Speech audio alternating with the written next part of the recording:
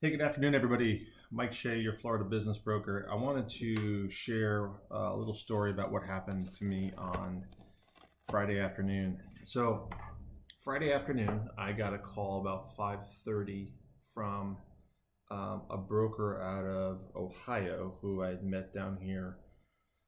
I don't know, 4 or 5 years ago, and he had a client out of Columbus, Go Bucks, who was looking at a business in the Panhandle of Florida and uh, wanted me to help the guy. And I said, well, has he signed an NDA? And so, what happens is brokers sometimes fight over fees and commissions and who's procuring cause because that's basically how we make a living.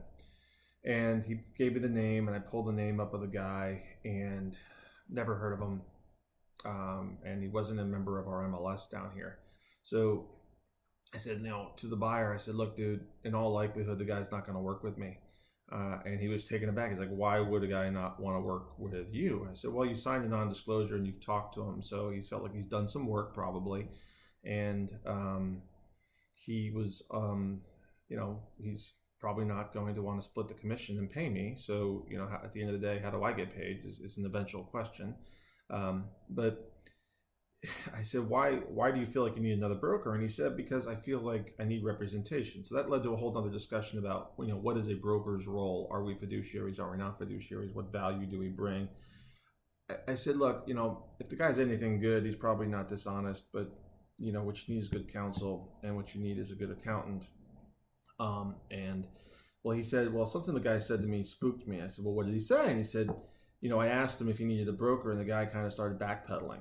And I realized, buying a business is a pretty scary thing, and it's natural for people to be nervous and probably hyper vigilant on the representation phase. But I said to the guy, look, I'll call him, and if I can help you, I'll help you, but don't worry about the fees. We'll figure it out. So I called the broker, and the broker, I remember this like it was, it was freaking yesterday. I remember the statement, and it was fully exactly what I expected. I said, hey, I'll use his name, won't use his name, but I'll say, hey, Joe, it's Mike Shea down here in Orlando. I had this guy call me about your business you've got for sale. And he said, well, look, I'm not an MLS broker. I don't want brokers cherry picking my listings.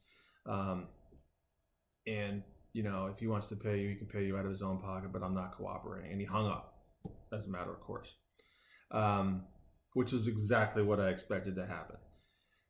Some 12, 15 minutes later, after I called the seller and said or the buyer and said, hey, he's not going to work with me, but I'll be more than happy to help you and give you some coaching on the side. No worries. The guy calls me back and said, hey, what's your name? And I told him my name. He says, well, I'll pay you a referral fee of this deal if it closes, which I thought was funny. My wife said, did the guy Google you and it gets all spooky? Or does the guy really want to sell? But what I really want to talk about is the idea that a broker will not cooperate with another broker, and how if you're a seller, you damn well better ask that question and understand what you're engaging when you hire a business broker. So in this case, the seller had hired a broker as a single agent, which in the state of Florida means he's a fiduciary for that broker. That means that every buyer that comes at him, more than likely he's going to have to get people to work for him, as this guy did. If he doesn't, then he's ignorant and he doesn't realize what a fiduciary really means and what the implications really mean. But in this case, the buyer was noticeably spooked. I pointed out on the NDA what single agency meant in terms of protections and whose allegiance the broker in question had from a legal standpoint, and it was clearly to the seller, not to the buyer. And what was normative behavior versus what was not was normative behavior, and why would a broker be a single agent versus a transaction broker. The other thing was, if I'm a seller, do I want a guy who's creating competition for my deal, or a guy who's being combative with brokers who bring buyers to the table? Now, are there clowns in our industry? Absolutely. Are there guys who don't know what they're doing? Absolutely. Are there guys who just look at listings and cherry pick what's large and go out there and try and bring buyers and throw crap against the wall to see what sticks?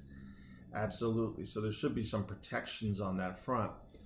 But an out and out policy of non-co-brokering simply isn't good economically for a seller, and should be a high discriminator, and a question that's posed from the seller to the buyer, or rather from the seller to the brokers when they're interviewing them. Now, this area of the state's pretty remote. There aren't a lot of choices, but it was a relatively substantial deal, north of $1 million.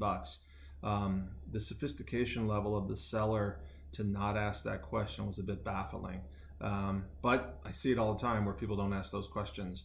And we see it more in markets like New York, New Jersey, Pennsylvania, where historically the brokers have been very protective of their listings and don't cooperate. And therefore, there's no real marketplace for competition to thrive. And subsequently, multiples are actually depressed. So sellers are inadvertently setting themselves up for failure or for lesser net outcomes, because they're choosing brokers who do not work well and play well with others and create action in the market. So, even a rudimentary understanding of competition and capitalism means that you should be facilitating as much competition as possible when you're doing a deal. And as I'm sharing this story, I was not baffled, totally expected, totally got what I thought I was going to get when I got on the phone with the cat, but was pleasantly surprised when he called me back, and probably because he Googled my name and found out I can actually get stuff done and I'm not a rookie. But still, that methodology of protection eventually with the age of the internet is going to get out. And one of the reasons I'm doing this video is to hopefully someone sees this, so when they come to sell their business, whether it's here or anywhere else in the country, they ask the question, do you co-broker? How often do you co-broker? And show me the data that proves that you're actually doing it. Because if your agent's acting on their behalf and not yours, then you're getting a far less exposure and probably a negative outcome. So as always, I'd like to hear your 2 cents on this. Give me a call, 321-287-0349, or visit me at www.yourfloridabusinessbroker.com. Thanks.